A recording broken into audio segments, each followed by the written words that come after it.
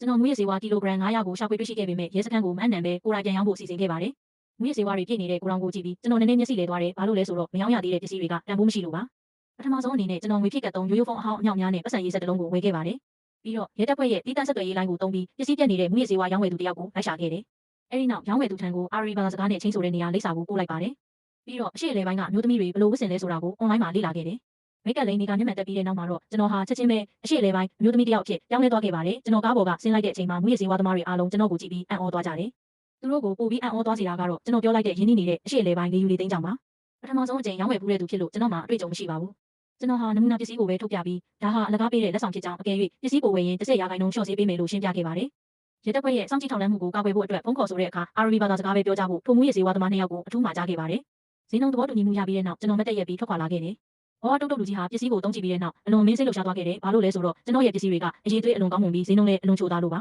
။မူရစေဝါသမားတွေပစ္စည်းအပေါ်အလွန်စိတ်ကျေနပ်မှုရှိရဆိုတာကြားသိရပြီးနောက်ကျွန်တော်ဟာဒုတိယအကြိမ်အယောင်းဝယ်အတွက်မူရစေဝါအိတ်ကိုဆွဲပြီးထွက်လာခဲ့ပါတယ်။ဒရိုင်ဘာနဲ့စကားပြောဆိုပြီးတဲ့နောက်အေးအေးဆေးဆေးပဲတက္ကစီတစ်စီးထားပြီးအယောင်းဝယ်လုံးမဲ့နေရာကိုဦးတည်ထွက်ခွာခဲ့တယ်။အနေရအများဆုံးနေရာကအအနေရကင်းဆုံးဖြစ်တယ်ဆိုတာကျွန်တော်သိလို့ထောင်ဝယ်ပေါက်ကိုပဲအယောင်းဝယ်လုံးမဲ့နေရာအဖြစ်ရွေးချယ်ခဲ့ပါတယ်။အယောင်းဝယ်အောင်မြင်စွာပြီးဆုံးပြီးနောက်ကျွန်တော်ပတ်စံရေးဆက်ကိုအသုံးပြုလိုက်တာကမူရစေဝါသမားတွေကိုစွန့်သွားစေခဲ့တယ်။ဘာလို့လဲဆိုတော့သူတို့ဟာဒီလောက်အထိ professional ကြတဲ့မူရရာဇာမျိုးကိုတစ်ခါမှမမြင်ဘူးလို့ပါ။နောက်ဆုံးမှာတော့မူရစေဝါသမားတွေပစ္စည်းစစ်ဆေးမဲ့အလှည့်ရောက်လာပေမဲ့အိတ်ထဲမှာမူရစေဝါတွေပိုနေတာကိုသူတို့ရှာဖွေတွေ့ရှိသွားခဲ့တယ်။သူတို့မြင်မြင်တဲ့အခါမှာတော့ဒီပိုပမာဏဟာလက်ဆောင်ဖြစ်တယ်လို့ကျွန်တော်အေးအေးဆေးဆေးပဲပြောလိုက်ပါတယ်။အဲ့ဒီအချိန်မှာပဲရဲကားတစ်စီးဖြတ်မောင်းသွားခဲ့လို့မူရစေဝါသမားတစ်ယောက်ကအိတ်ကိုအမြန်ဆုံးစစ်ပိတ်လိုက်ပါတယ်။ကျွန်တော်တယောက်ပဲတီတီငိမ့်ငိမ့်နဲ့ရဲတွေကိုနှုတ်ဆက်နေခဲ့တယ်။ကျွန်တော်ရဲ့တီငိမ့်တဲ့မူအရာကမူရစေဝါသမားတွေကိုနောက်တစ်ချိန်အထင်ကြီးသွားစေပြန်ပါတယ်။အဲ့ဒီအချိန်ကစပြီးအယောင်းဝယ်တွေပုံမှုများပြားလာတာနဲ့အမျှကျွန်တော်ရဲ့လူနေမှုဘဝအရေးသွေးဟာလည်းတိတိတတ်တာတိုးတက်လာခဲ့ပါတယ်။ရဲတပ်ဖွဲ့ကလည်းပါရီမျိုးထဲမှာမူရစေဝါအမျိုးအစားတစ်ခုပြည့်နေနေတာကိုသတိပြုမိလာခဲ့တယ်။သတင်းချက်လက်တွေအရဒီမူရစေဝါတွေအားလုံးဟာအရှိအလဲပိုင်းမျိုးသမီးတစ်ယောက်စီကလာတာလို့သူတို့သိရှိခဲ့ကြပါတယ်။ဒီအမှုကိုအလေးနက်ထားစုံစမ်းစစ်ဆေးနေတဲ့ကျွန်တော်ရဲ့လုပ်ပေါ်ကိုင်ဖက်ရဲတွေရဲ့ရှေ့မှာကျွန်တော်အလွန်တည်ငြိမ်စွာပဲရှိနေခဲ့တယ်။ဘာလို့လဲဆိုတော့အဲ့ဒီမူရရာဇာအစ်စ်အမှန်ကကျွန်တော်ကိုယ်တိုင်ဖြစ်နေတယ်ဆိုတာသူတို့မသိကြလို့ပါပဲ။